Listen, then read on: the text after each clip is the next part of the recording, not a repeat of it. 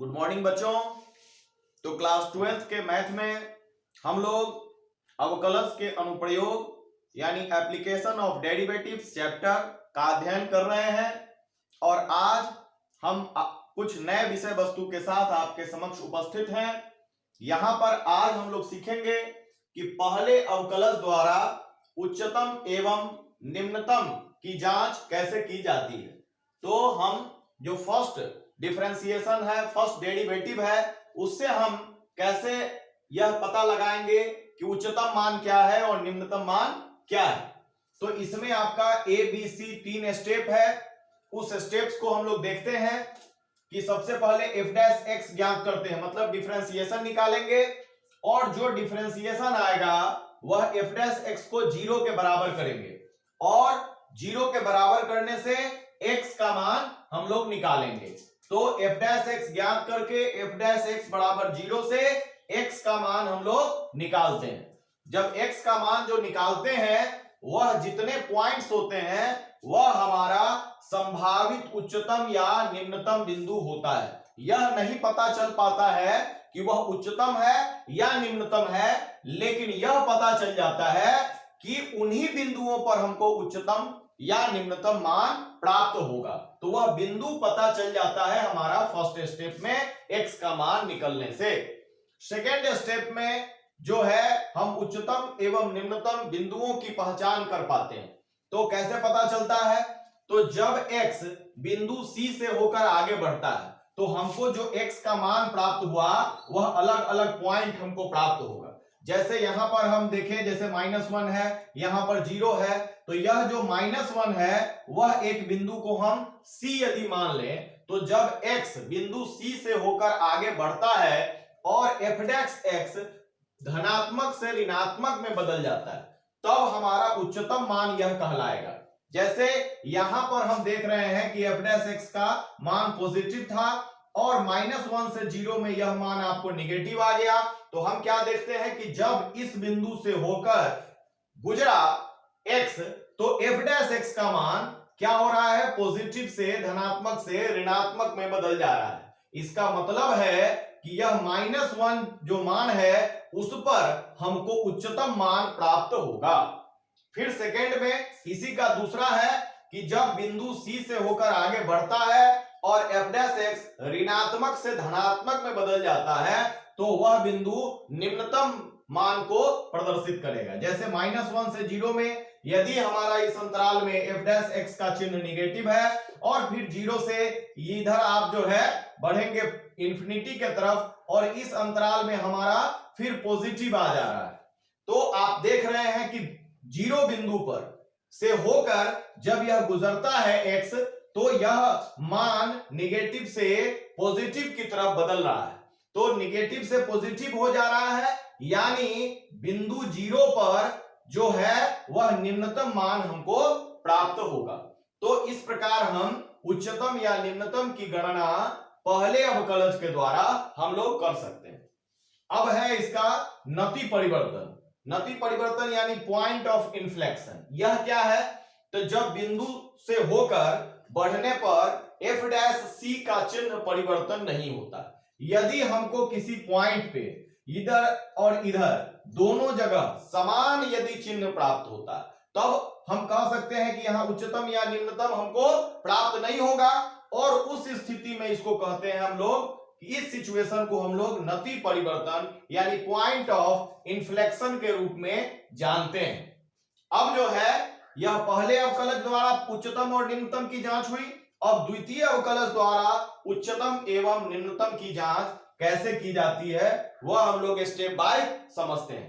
तो पहला स्टेप इसमें होगा कि पहले f डैश x बराबर 0 से x का मान ज्ञात कर संभावित उच्चतम या निम्नतम बिंदु ज्ञात करते हैं। यह प्रक्रिया इसका जो पहले अवकलज वाला जो प्रक्रिया था उसी तरह का समान प्रक्रिया होगा कि पहले f डैश x निकालेंगे, फिर f डैश x को 0 के बराबर करके x का मान ज्ञात करेंगे और उससे हमको पता चलेगा कि हमको संभावित उच्चतम या निम्नतम किस बिंदु पर प्राप्त होगा। अब जो हमारा यह था पहले अवकलज का प्रक्रिया उच्चतम एवं निम्नतम जांच की, वह द्वितीय अवकलज में चेंज करेगा। अब इस प्रक्रिया में क्या करते हैं कि f डबल डैश x ज्ञात करते हैं, मतलब द्वितीय अवकलज हम निकालते हैं। अब द्वितीय अवकलज निकाल के और किसी खास बिंदु पर हम यदि चेक करें, जैसे यहां पर -1 पे यदि f डबल डैश c निकालते हैं तो उस बिंदु पर जो आपको मान आएगा f डबल डैश x और यह जो आपको प्राप्त होगा, जैसे आपको आ गया 3x² + 2, तो यदि -1 पर निकालना होगा तो x के जगह पर यहां -1 रखेंगे। तो f डबल डैश c जो आपको यदि निगेटिव आता है तो इसका मतलब है कि उच्चतम मान हमको c पर प्राप्त होगा। यदि यह f double dash c positive प्राप्त होता है तो इसका मतलब है कि c बिंदु पर हमको निम्नतम मान ज्ञात होगा। तो यह इससे अलग एक दूसरी प्रक्रिया है जिस प्रक्रिया के द्वारा भी आप उच्चतम और निम्नतम मान ज्ञात कर सकते हैं। और इसका तीसरा पॉइंट है कि यदि f डबल डैश c बराबर 0 आ जाए, यदि यह पॉजिटिव या निगेटिव न आकर f डबल डैश c 0 आ जाता है तब यह जांच असफल रहती है, यह फेल कर जाती है। इससे तब आप द्वितीय अवकलज द्वारा उच्चतम या निम्नतम की जांच नहीं कर पाएंगे जब आपका f डबल डैश c किसी बिंदु पर 0 आ जाएगा। तब क्या करेंगे, तब हम प्रथम अवकलज की सहायता से यह जांचेंगे कि क्या यह बिंदु नति परिवर्तन है। हमने यहां नति परिवर्तन के बारे में पढ़ा है पहले से कि इस स्थिति में भी f डैश c का चिन्ह परिवर्तन नहीं होता। चिन्ह परिवर्तन होने से ही आपको उच्चतम और निम्नतम का पता चला था यहां पर, तो यहां भी चिन्ह परिवर्तन नहीं हुआ यानी उच्चतम निम्नतम की ज्ञात नहीं हुआ। लेकिन यदि यहां पर तो नहीं हुआ तो हम कह देंगे यहां पर कि यह नति परिवर्तन है। लेकिन यदि द्वितीय अवकलज से आपका f डबल डैश 0 आएगा तब आप उच्चतम निम्नतम की जांच तो नहीं कर पाएंगे, लेकिन फिर आपको प्रथम अवकलज के द्वारा यह साबित कर देंगे कि यह बिंदु नति परिवर्तन है और नति परिवर्तन की स्थिति में आप उच्चतम और निम्नतम की जांच नहीं कर पाते हैं। अब इस पर आधारित कुछ प्रश्नों को हम देखते हैं। आप एनसीईआरटी के बुक्स में आप जाएंगे तो ये प्रश्न आपको मिल जाएंगे और जो भी नए टाइप का प्रश्न होगा वो आपके लिए हम सॉल्व यहां पर अपना संकल्प के चैनल पर आपके लिए हम कर रहे हैं। तो यहां पर प्रश्न है कि निम्नलिखित दिए गए फलनों के उच्चतम या निम्नतम मान यदि कोई हो तो ज्ञात कीजिए। तो यहां पर 4 प्रश्न दिया गया है। इसमें जो फर्स्ट प्रश्न है वहां पर fx बराबर 2x - 1 का होल स्क्वायर प्लस 3। तो बच्चों यहां पर हम बिना कोई रूल लगाए जो हमको पहले से जानकारी है उस आधार पर, बेसिक नॉलेज के आधार पर भी हम उच्चतम और निम्नतम बिंदुओं की जांच कर सकते हैं। यहां पर जो दिया गया फलन है वहां पर हम देखते हैं कि 2x - 1 का होल स्क्वायर जो है वर्ग है और किसी भी संख्या का वर्ग जो होता है वह always greater than equal to 0 होता है। मतलब स्क्वायर किसी चीज का नेगेटिव नहीं हो सकता है, ऋणात्मक नहीं हो सकता है, हमेशा धनात्मक होगा या 0 हो सकता है। अर्थात इसका जो 2x - 1 का होल स्क्वायर है उसका निम्नतम मान 0 होगा, इसका कम से कम मान होगा तो 0 होगा या 0 से स्क्वायर है इसलिए अधिक होगा। तो हम यहां पर फलन देखते हैं तो यहां पर 2x - 1 का होल स्क्वायर प्लस 3 है और इसमें 2x - 1 का होल स्क्वायर का निम्नतम मान 0 है, इसलिए fx का निम्नतम मान 3 होगा क्योंकि यह कम से कम 0 होगा तो 0 + 3 = 3 और जब इसका मान बढ़ेगा तो इसका मान और भी बढ़ेगा। लेकिन यह हम जानकारी हासिल कर सकते हैं कि fx का निम्नतम मान 3 प्राप्त होगा। अब इसी तरह से यदि दूसरा प्रश्न हम देखें तो 9x² + 12x + 2 है।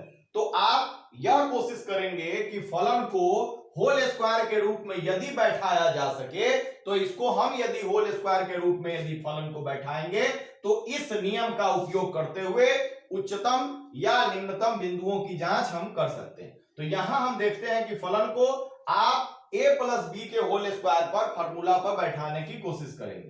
तो 9x² को 3x का होल स्क्वायर के रूप में लिखेंगे और यह जो आपका बीच वाला जो पद है इसको 2ab के रूप में बैठाने का हम प्रयास कर रहे हैं। तो 2a के जगह पर आपका 3x है और b के जगह पर हम क्या रखें कि यह 12x आए। तो ये हो गया आपका 6x, 6 में 2 से गुना करने पर 12 आता है इसलिए हम इसको लिखेंगे 2a और b। तो b आपको पता चल गया, यानी होल स्क्वायर पर बैठाने के लिए आपको b का स्क्वायर भी लिखना पड़ेगा।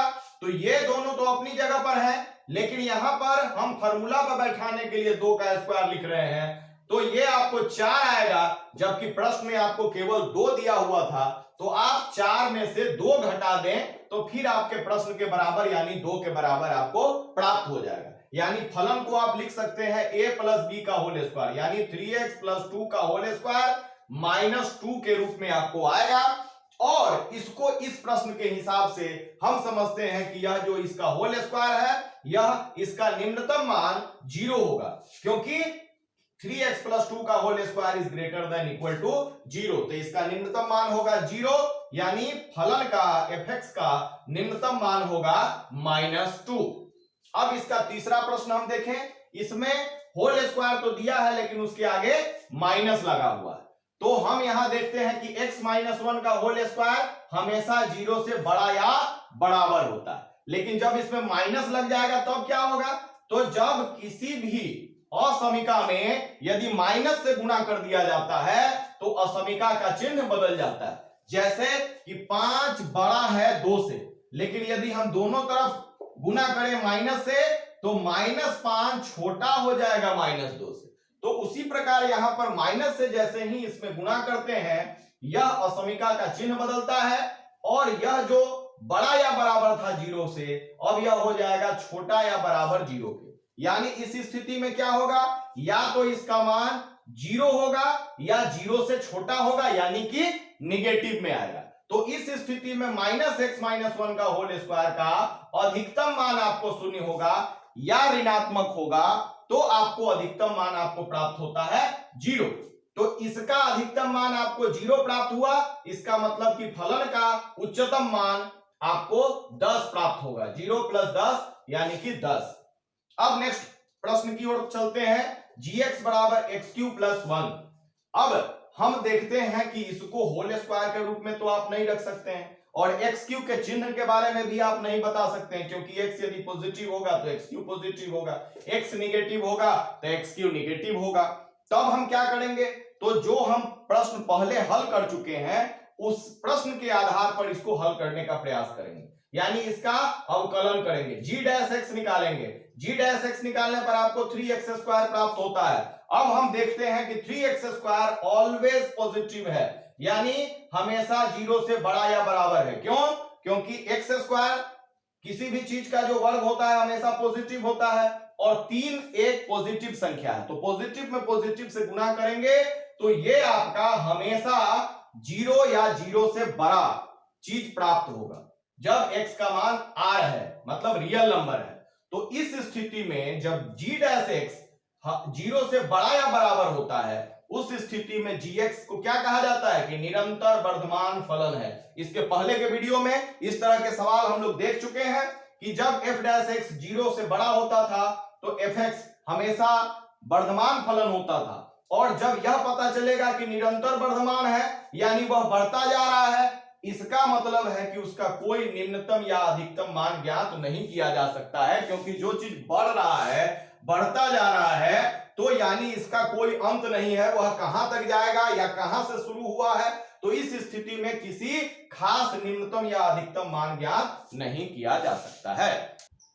अब इसके आगे के प्रश्नों को हम देखते हैं कि निम्नलिखित दिए गए फलनों के उच्चतम या निम्नतम मान यदि कोई हो तो ज्ञात कीजिए। इसमें fx बराबर इतना, gx बराबर इतना और hx बराबर इतना दिया गया है। तो पहला प्रश्न है fx बराबर mod x + 2 - 1। तो हम जानते हैं कि किसी भी चीज का मॉड जो होता है वह ग्रेटर देन इक्वल टू 0 होता है, यानी इसका जो है न्यूनतम मान जो होगा वह 0 होगा या 0 से बड़ा होगा, यानी mod x + 2 का निम्नतम मान बराबर 0 है, इसलिए fx का निम्नतम मान 0 - 1 यानी कि -1 होगा। उसी प्रकार यहां पर जो दिया गया है gx बराबर mod x + 1 + 3, तो चूंकि mod x + 1 यानी किसी चीज का mod always greater than equal to 0 होता है, इसलिए जब माइनस इसमें गुणा करेंगे तो असमीका का चिन्ह बदलेगा, यानी अब होगा लेस देन इक्वल टू 0, यानी अब इस स्थिति में इसका अधिकतम मान माइनस एक्स प्लस 1 का अधिकतम मान आपको 0 होगा, यानी gx का अधिकतम यानी उच्चतम मान ये आपका 0 प्लस 3 यानी आपको 3 प्राप्त होगा। अब तीसरा प्रश्न है hx बराबर साइन 2x प्लस 5। तो हम जानते हैं कि साइन थीटा का मान -1 से 1 के बीच में होता है, यानी न्यूनतम मान -1 होता है और अधिकतम मान 1 होता है। तो यहां पर साइन 2x का अधिकतम मान 1 होगा, इसलिए hx का उच्चतम मान 1 प्लस 5 यानी 6 होगा, और साइन 2x का निम्नतम मान -1 होगा, इसलिए hx का निम्नतम मान -1 प्लस 5 बराबर 4 होगा। तो बच्चों इसी के साथ आज इस कड़ी को यहीं विराम देते हैं। अगले दिन आप इसके आगे के प्रश्नों को देखेंगे। आप लोगों का सहयोग इसी प्रकार हमें मिलता रहा है, इसी अपेक्षा के साथ हम आज का पढ़ाई समाप्त करते हैं।